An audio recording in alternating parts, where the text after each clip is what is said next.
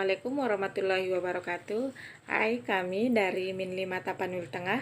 Kali ini kita di sini akan membahas tentang bagaimana sih listrik itu bisa sampai di rumah. Oke, kita simak penjelasannya secara runtut. Kita jelaskan satu persatu dan mudah-mudahan ini nanti dapat bermanfaat untuk kita. Awal pertamanya, listrik itu berasal dari sumber energi pembangkit listrik yang ada beberapa sumber energinya, misalnya seperti pembangkit listrik tenaga air. Kita lihat gambarnya, pembangkit listrik tenaga air, atau kita singkat biasanya itu dengan PLTA. Kemudian ada pembangkit listrik tenaga uap, ini kira-kira seperti ini. Kemudian ada pembangkit listrik tenaga surya, ada juga gambarnya. Kemudian ada pembangkit listrik tenaga gas. Nah, inilah dia. Udah, kita kenali yang mana kira-kira pembangkit listrik yang kita gunakan, dan masih banyak lagi pembangkit yang lainnya. Ini hanya beberapa yang kita perlihatkan. Jadi ini adalah pembangkit listrik. Mengenal jenis-jenis pembangkit listrik di Indonesia. Yang pertama, pembangkit listrik tenaga surya. Apa sih yang dimaksud pembangkit listrik tenaga surya? Pembangkit listrik tenaga surya itu sendiri menyimpan energi panas dari matahari ke dalam baterai atau aki untuk digunakan sehari-hari. Biasanya pembangkit listrik tenaga surya ditemukan di rumah, bangunan, di sekitar kita loh. Pembangkit listrik tenaga surya ini sangat cocok dikembangkan di Indonesia. Pembangkit listrik tenaga uap atau PLTU. Pembangkit listrik tenaga uap merupakan pembangkit tenaga listrik yang memanfaatkan tenaga uap untuk menghasilkan energi listrik. Energi listrik tersebut berasal dari hasil pemanasan keter uap alias boiler untuk menggerakkan turbin pada generator. Sehingga energi utama dari pembangkit listrik ini adalah bahan bakar yang terkumpul dari batu bara atau minyak. Penggunaan pembangkit listrik tenaga uap kurang ramah lingkungan dan juga cukup berbahaya bagi makhluk hidup di sekitarnya.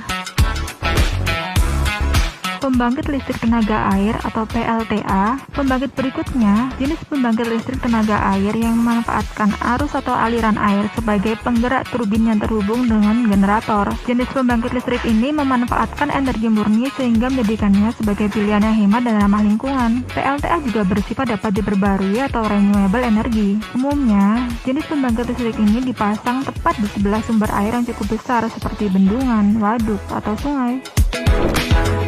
Pembangkit listrik tenaga panas bumi atau PLTP.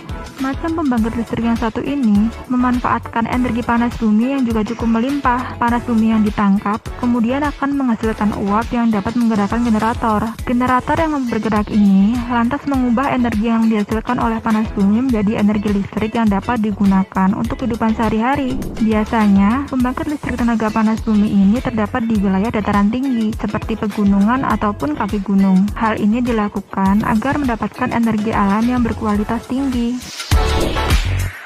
Pembangkit listrik tenaga sampah atau sering disebut sebagai tenaga biomasa sampah adalah pembangkit listrik yang termal dengan uap supercritical steam dan berbahan bakar sampah atau gas metana sampah. Sampah dan gas metana sampah dibakar menghasilkan panas yang memanaskan uap pada boiler supercritical. Uap kompresi tinggi kemudian menggerakkan turbin uap dan flywheel yang tersambung pada generator dengan perantara gigi transmisi sehingga menghasilkan energi listrik.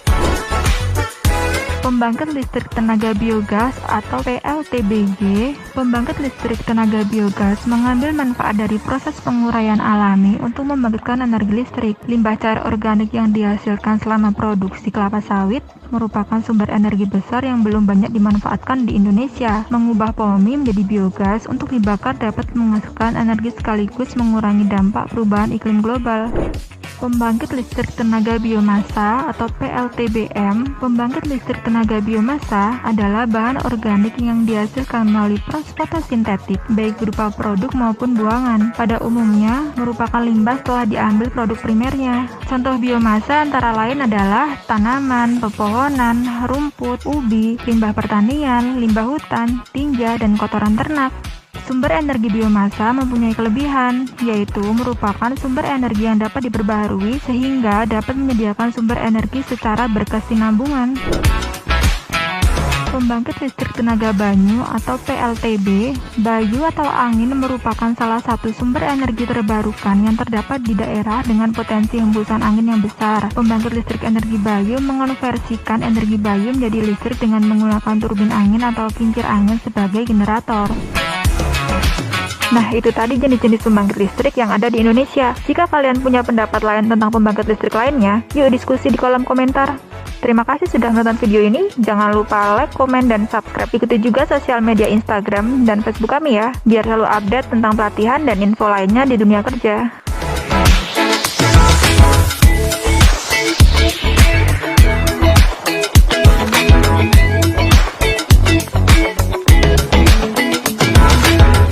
Apa sih pembangkit listrik itu dan gunanya untuk apa pembangkit listrik ini? Pembangkit listrik ini adalah sebenarnya alat dan mesin yang digunakan untuk mengubah energi yang tadi, energi air, energi uap, energi cahaya surya atau energi gas, ini akan diubah menjadi energi listrik. Jadi pembangkit inilah yang mengubahnya.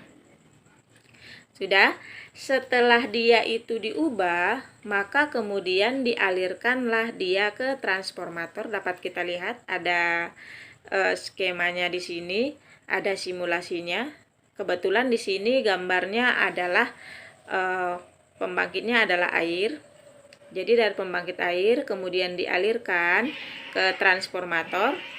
Transformator ini gunanya adalah untuk menaikkan tegangan menjadi 500 kV.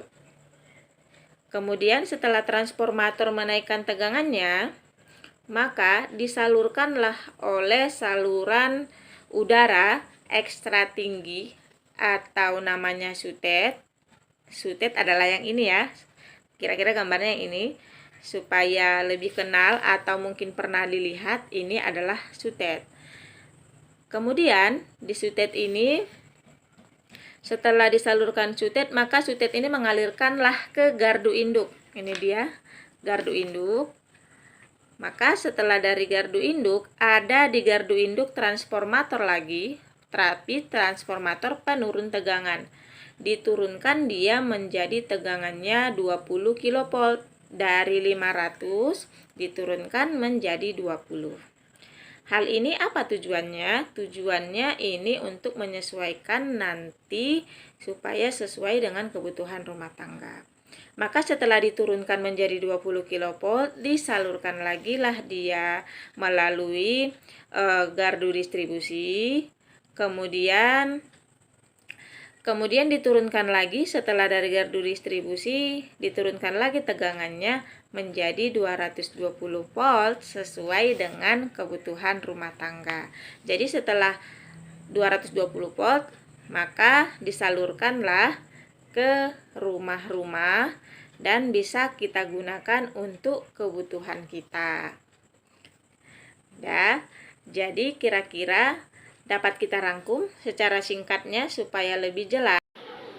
Kita lihat di sini, kita lihat bagaimana listrik itu bisa sampai di rumah kita. Awalnya listrik itu pertama ini ada pembangkit, ada beberapa pembangkit di situ. Kemudian dilanjutkan dengan transformator yang menaikkan tegangan.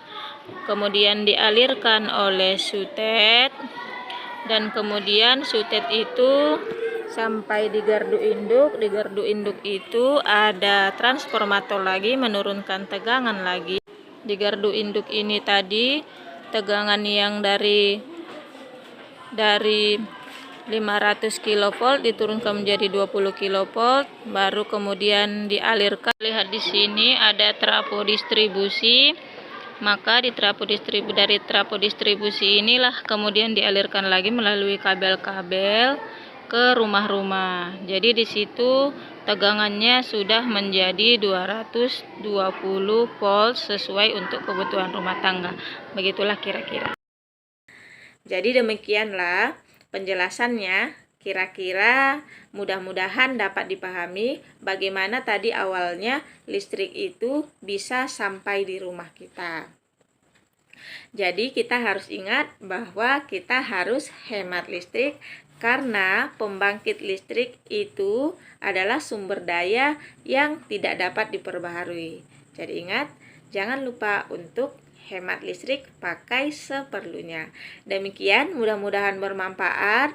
Wabillahi taufiq wal hidayah. Wassalamualaikum warahmatullahi wabarakatuh.